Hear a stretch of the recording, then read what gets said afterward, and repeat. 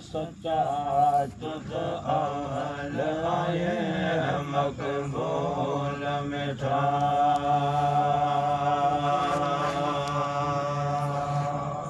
रसूल सच्चा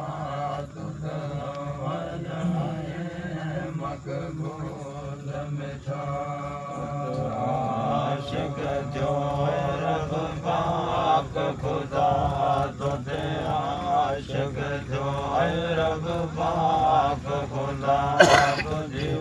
सब अल्लाह तुझे सब सजी कुरान डिठम को न जोड़ते जो रब पाक खुदा तुझे आशिक जो रब पाक खुदा तुझे सब अल्लाह तुझे सब सजी कुरान डिठम को न जोड़ते जो जियान अंधार को न जोड़ते जो जियान अंधार घूमे अरब अल्लाह घूमे अरब जम ईरान डिठम को न जोड़ते जो को न जोड़ते जो जियान अंदर घुमिया रबया लम्बा घुमिया रबया जम्मा ईरान चम्मा ईरान चम्मा को न जोड़त जो सारा जे दात मिले तुझे उम्मत के सलवात मिले दात मिले तुझे उम्मत के सलवात मिले जो समा अफलाक मिले तुके अरद समा अफलाक मिले तुके अम्बरन जो तुके अम्बरन जो आधार डिठम माधार डिठम कौन जोड़त जो अफलाक मिले तुके अरद समा अफलाक मिले तुके अम्बरन जो तुके अम्बरन जो आधार डिठम माधार डिठम को न जोड़त जो जी आन अंदर को न जोड़त जो हिन जी आन अंदर घुमिया रबला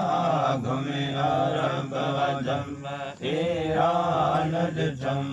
ईरान डिठम को न जोड़त जो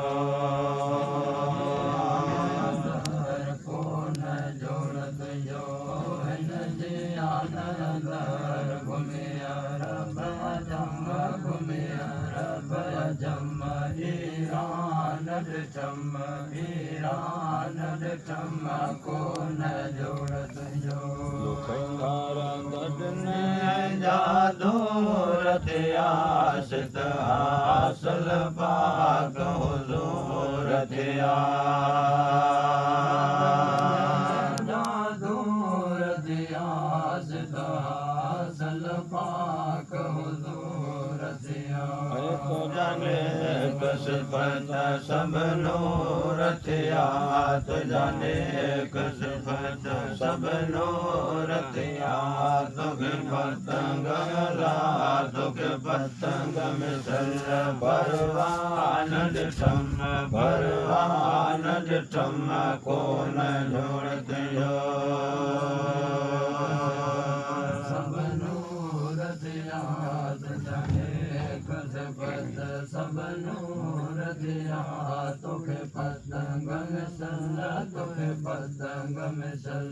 परवान डिठम को न जोड़त जो हिन जी आन अंदर को न जोड़त जो हिन जी आन अंदर घुमिया रबला घुमिया रब जम घुमिया रब जम ईरान डिठम ईरान डिठम को न जोड़त जो